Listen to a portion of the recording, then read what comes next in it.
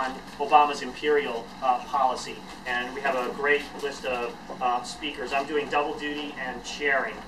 So I'm on the steering committee of the United National Anti-War Committee nationally, and I'm from Burlington, Vermont, and I'm a journalist and writer with the International Socialist Review. And I'll be speaking first, and then Michael Schwartz, which I'm sure people have heard him. He's a professor at Stony Brook University and wrote one of the best books on the Iraq War, Endless War, that's right? Yeah, Endless War? My brain is a little fried. War Without End. Okay, he didn't even remember the title. That's how tired we are. Long weekend of stuff going on. But everybody should buy and read that book. It's really good about, well, I won't steal his thunder. He can tell you what it's about. And then we have Issam Abu Raya, who's going to be, he's a professor at Seton Hall University. He's going to be talking about U.S. imperial policy in the Middle East, and specifically focusing on Palestine. And then after Issam, we'll have Anand Gopal, who people might have heard his seen his stirring reporting about the revolution in Egypt. He was in Tahrir Square. He's an independent journalist, and he shared some of those stories and analysis this morning in a fantastic panel on Egypt that people can get the recording of the visual recording, audiovisual recording on wearemany.org. And then we were supposed to have Sadia Tour, who people have probably heard. She's spoken in many different conferences and meetings. She's part of the group Action for a Progressive Pakistan. But unfortunately, she's ill, so she won't be able to speak. But luckily, I bumped into Adana Usmani in the hall, and I was like, Adana, you're in an Action for Progressive Pakistan. You got a pinch hit for Sadia. So we've got all the bases covered that we wanted to, and we drafted Adana. So we should be all set. So with that introduction, what I want to do is focus on an overview of Obama's imperial policy to sort of set the stage, and then a lot of the other speakers will go into greater depth. So I'm going to do a broader overview position. And I think we should begin with what Cornel West said on Friday night at the big plenary discussion, which I hope everybody heard. He gave a fantastic speech, and he characterized Obama, you know, who he voted for, campaigned for, encouraged people to vote for, and he pointed to a lot of other people in the audience and said, you voted for him too. And he characterized Obama as the friendly face of American empire. So that's a big political break and a real assessment 3 years into the administration about what Obama's policies are really all about. Remember that Obama ran on the slogan, yes we can. I mean, Tariq Ali wrote a brilliant article in the New Left Review that characterized actually the Obama administration in terms of ending war and blah, blah, blah. He wrote the article, it was entitled President Can't, which really kind of captures what we've seen. It's not really accurate because he's a president can, but doing all the wrong things that we didn't want him to do, which I'll characterize. I mean, what we've seen is he is the banker's president, the Pentagon's president, the budget cutter in chief. He's the one who's put Social Security up for being cut. And Tariq Ali, in his article, President Can't, described the election this way. He said, there was no fundamental break in foreign policy as opposed to diplomatic mood music between Bush 1, Clinton, and Bush 2 administration. There has been none between the Bush and Obama administration. The strategic goals and imperatives of the U.S. Imperium remain the same, as do its principal theaters and means of operation. So I think that really captures the fundamental continuity of the Obama administration with the second term of the Bush administration. I'll talk about the break between Bush Jr.'s first term and his second term. There's other seats if you guys want to sit down. Don't worry about being polite. So, and I think it's even deeper than that continuity. I think what we have is fundamental continuity of U.S. imperial policy from the dawn of the U.S. as an imperial power at the beginning of the 20th century. And I'll quote Woodrow Wilson, who would later become president. He wrote in 1907 what U.S. foreign policy was all about. He wrote, since trade ignores national boundaries and the manufacturer insists on having the world as a market, the flag of his nation must follow him, and the doors of the nations which are closed against him must be battened down. Concessions obtained by financiers must be safeguarded by ministers of state, even if sovereignty of unwilling nations be outraged in the process. So that's somebody who become president, launch us without popular approval into World War I. That really describes U.S. foreign policy over the long arc of the last 100 years. And especially since World War II, the United States has through World War II and since has a policy of what they call the open door. That's the battering ram of opening every world economy. You know, it's not like closing, you know, pushing through an open door. It's opening every door with a battering ram, with guns, and then international financial institutions and international political institutions like the United Nations. So that's how the U.S. has really operated. It ran into a problem during the Cold War period because it confronted the USSR, fake socialism, as its opponent in a global scramble for the division of the world system. And I want to focus in on really the continuity of U.S. policy in the Middle East in particular, because that's what we're going to be talking about, the theaters of operation, the Middle East and South and Central Asia. And after World War II, the CIA said that the greatest material prize in the history of humanity had been discovered in the Middle East, i.e. oil. So from then on, the U.S. set its agenda that it would push all the other imperial powers out of controlling the spigot of oil in the Middle East and make sure that it controlled the spigot of oil. Because whoever controlled that oil could dominate the entire global economic system, which is what the U.S., you know, from Wilson on wanted really to do. So the U.S. began setting up a whole political and economic structure in the Middle East of backing friendly Arab dictators, which I'll come back to and as I close my comments. Saudi Arabia, especially the Shah of Iran. The U.S. orchestrated coups against threatening nationalist regimes like Mossadegh and Qasem, as well as running interference with attempts by Arab nationalists to reform their societies, and also backed fundamentalism. Not only Saudi Arabia, but fundamentalism, Islamic fundamentalism, as a competing alternative to Arab nationalism and to the communist movement in the Middle East. So the U.S. was really the heart of counter-revolution in the Middle East, the worst oppressive force, and really all about oil. But it's not only about the Arab dictators, it's also about the state of Israel. From 1948 on, the U.S. has supported Israel as its local sheriff. When it couldn't directly do the dirty business of beating back Arab nationalist regimes or the secular communist movement, it would rely on Israel as the local hitman to do their dirty business. So that characterizes really everything up until 1979, when we hit, I think, what is a big turning point with two events. What characterize and set up the current wars and situation in the Middle East. Number one, the Iranian Revolution, which means that the U.S. loses one of its big cops, brutal dictators in the Middle East. And then the second thing is the Russian invasion and occupation of Afghanistan. Brutal, tyrannical, horrific occupation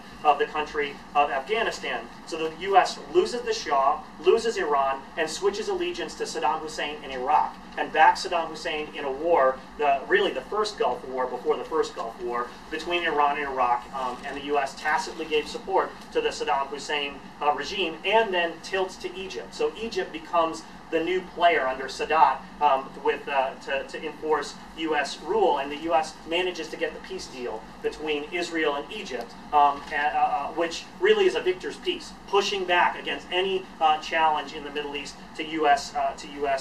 Rule. And the Carter administration plays a central role in this stuff. So I'm pointing out the continuity from Democrat to Republican to Democrat. There's really not fundamental change. And we know what the policy was in Afghanistan. Remember the Brzezinski quote in which he boasted about trapping the Russian bear in Afghanistan by funding what would become Al-Qaeda, the Mujahideen, and the other Islamic fundamentalist forces that were part of organizing the resistance through Pakistan's ISI, as well as in cahoots with Saudi Arabia.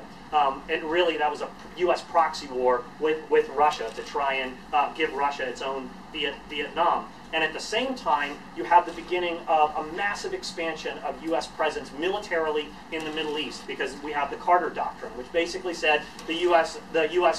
has the right to intervene to protect our access to Middle Eastern oil. So Carter really escalates. So you have increasing basing of U.S. troops and the right of U.S. troops to intervene to protect our oil. And each administration since then has been building on this empire of bases. So now the U.S. globally, estimates vary widely, between 750 and 1,200 military bases in 40 different countries around the world. So the U.S. is blasting open the doors for U.S. commerce and U.S. political and economic domination of the planet through these bases. With the end of the Cold War, instead of the famous peace dividend that we were promised at the end of the Cold War, we actually had an escalation of U.S. imperial domination of the world, and especially what would come home to roost in the Middle East and Central Asia.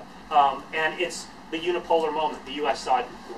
The U.S. defeated Russia, won the Cold War, and it was the opportunity to expand U.S. domination of the whole planet. And it's really what people call the unipolar moment, that the U.S. grand strategy became global domination. And it involved two things, and these are particularly important for the Middle East. Two things interwoven together.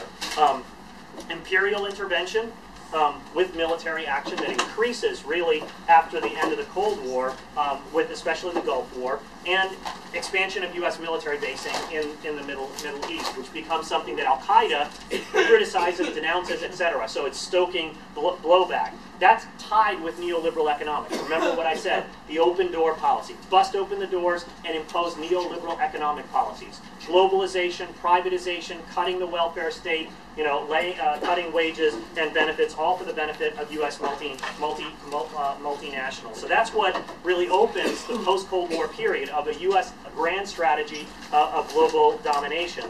And the U.S. runs into problems because its erstwhile ally, Saddam Hussein, slips the leash, intervenes in Kuwait, and the U.S. launches the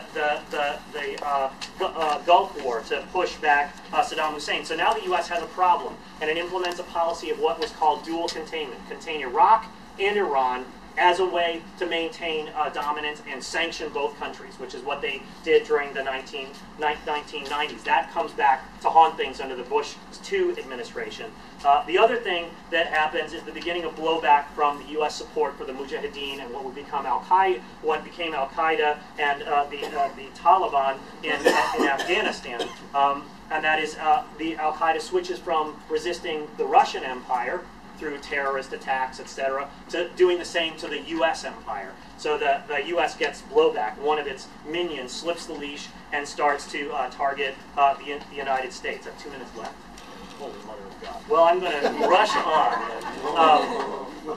So get blowback from Afghanistan, which produces 9/11. And 9/11 becomes a turning point, not for a new period of peace and prosperity, but American empire on steroids, because Bush takes advantage of the circumstance to go on this project of unipolar global domination and use it as an opportunity to launch the global war on terror, which is a giant smokescreen for increasing U.S. control of the Middle East. It begins with the war in Afghanistan, then goes on really what's the target, the war in Iraq, which was to set up rolling regime changes to impose neoliberal free market policies in the entire Middle East more aggressively at the point of a gun by toppling first Iraq, then Iran, then many other countries through the region. That was the goal, to implement an economic policy in the oil industry of what Michael and others have called a policy of maximum extraction because of the depleting global energy reserve. So that blood for oil was obviously on the agenda. Tragically for U.S. imperialism, the Bush administration screwed it up on a colossal scale because the Bush administration lost 3 wars in rapid succession. The Afghanistan war became a disastrous defeat, potential defeat. The Iraq war, paralyzed by the Iraqi resistance, ground the U.S. empire to a stop, and it couldn't impose its rolling regime change. The U.S. lost its proxy war that Israel fought against Lebanon, and then especially Israel's direct war on Gaza exposed Israel as an absolutely brutal state, and I think was part of the launching of a new boycott, divestment, sanctions movement globally, where people said this is a pariah state, this is an apartheid state, this state should no longer get aid and support from the U.S. or any other country on the planet. So that's where Obama comes in, and I'll do this in a really telescoped way for time. Obviously, the U.S. then faces the biggest imperial crisis in its history since its rise to a global power through the course of World War II. And Obama gets invited in to rehabilitate American imperialism, to be what Cornel West called the friendly face of American empire. There's no way Sarah Palin could conduct foreign policy, John McCain conduct foreign policy. These people were utterly discredited by imperial catastrophe and economic crisis. So they needed the B team of American capitalism, the Democratic Party, to come in trying to rehabilitate the project. But what we find is really fundamental continuity with the second term of the Bush administration. The second term of the Bush administration backed off prevented war, reached out to allies, stopped the promises of rolling regime change and democratization throughout the Middle East, and instead said we're going to have a counterinsurgency war in Iraq to try and stabilize the situation with the surge, and do a similar kind of thing in Afghanistan. And that's exactly what Obama has continued to do. Multilateral speeches, I love everybody, get the Nobel Prize while you're conducting a war. You know, all sorts of bizarre things happen under the Obama administration. And in particular, the hypocrisy of the Obama administration is most clear in Afghanistan and Pakistan, where Obama has escalated the war in a dramatic sense. Now, there are 100,000 foreign troops in Afghanistan, and a drone war that hits in Afghanistan as well as Pakistan, massive bullying of the country of Pakistan to crack down on the sections of the Taliban that are inside Pakistan. So the U.S. Regime of Obama has really conducted a horrific thing in both Iraq, which is basically occupation in perpetuity. They're never going to withdraw from Iraq. They have the largest military base called the American Embassy in Baghdad. They're not leaving Iraq. They don't plan to. They have huge civilian staff. They're planning the same kind of thing for Afghanistan. What I want to close on is even more exciting, which is a challenge to American imperialism that we should all embrace, solidarize with, and celebrate. And that is the sweeping of revolutions throughout the Middle East and North Africa. Beginning in Tunisia, spreading to Egypt, now spreading to Bahrain, spreading to Yemen, spreading to Syria, revitalizing the movement in Iran, moving on to Libya, and really a chance to emancipate the whole region from below that has been held under the boot of the U.S. and its allied dictators. And I want to spend a little time about Libya as a final point, because we have to be very clear as an anti-war movement, we should be on the side of the Libyan revolution. This is a mass popular revolution supported by the vast majority of people inside Libya, and Gaddafi's position, Gaddafi is a brutal tyrant who was allied with the United States, took money from the United States, was the jailer and the racist jailer of North African refugees who were trying to flee into Italy. He crammed them all into jails. A brutal tyrant, exploited the population, and provoked an uprising just like in Egypt, just like in Tunisia, a mass popular uprising, and he decided to drown it in blood.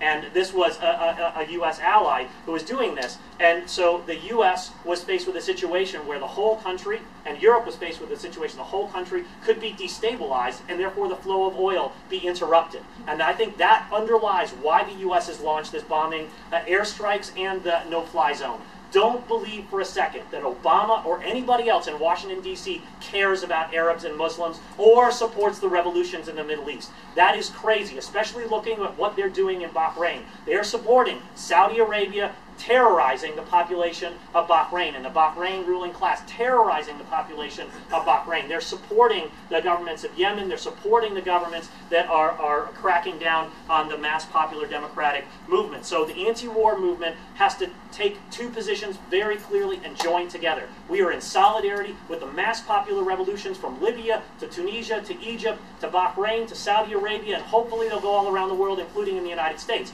We should be in the solidarity with that revolutionary wave, and we should be opposed full stop to any U.S. imperial intervention of any sort, because we know after Afghanistan, after Iraq, after Gaza, after all the stuff that the U.S. has done for decades in the Middle East, they will come with nothing but terror, oppression, and exploitation in the region. That's why it's all the more important that we get out in numbers on April 9th and oppose Obama's new war that stretches from Afghanistan to Iraq to Libya and many other places, because the U.S. is not going to give up its control of the planet without a fight. So we have to play our own role here in the United States of building an anti-imperial movement that's going to resist all U.S. attempts to dominate countries and the rest of the planet and be on the side of the forces for liberation and justice.